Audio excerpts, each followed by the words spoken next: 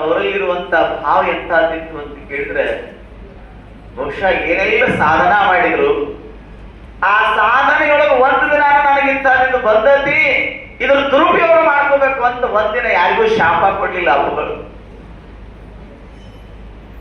ಸಿಟ್ಟಿಗೆ ಬಂದು ಬೇಕಾದಷ್ಟು ಜನ ಅವ್ರನ್ನ ಏನಾದ್ರೂ ತೊಂದರೆ ಮಾಡಿದ್ರು ಸಹಿತ ಒಂದಿನ ಅವ್ರಿಗೆ ತಿರಸ್ಕಾರದ ಭಾವನೆಯಿಂದ ಕನ್ನೂರೊಳಗೆ ಶಿವಪ್ಪ ಗೌಡ ಅಂತ ಹೇಳಿ ಆ ಶಿವಪ್ಪ ಗೌಡ ಇವರು ಜೋಳಿಗೆ ತಗೊಂಡು ಹಿಂಡಿಗೆ ಆದ್ರೆ ಆಗಿನ ಕಾಲದಲ್ಲಿ ಜಾತಿ ಕಟ್ಟಳೆ ಭಾಳ.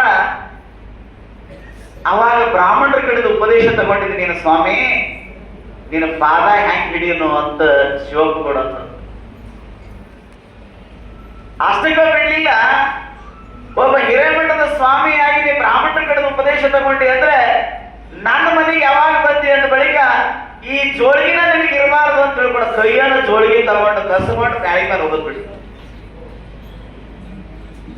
ಅಪ್ಪಗಳ ಸಿಟ್ಟಿಗೆ ಬಂದ್ರೆ ಏನಾರ ಮಾಡ್ಲಿ ಅಂತ ಅಪ್ಪ ಅವ್ರ ಒಂದು ಮಾತು ಹೇಳಿದ್ರು, ಗೌಡ ಇಷ್ಟು ದಿನ ನಿನ್ನ ಋಣದಾಗಿದ್ದೀಪ್ಪ ನಾನು,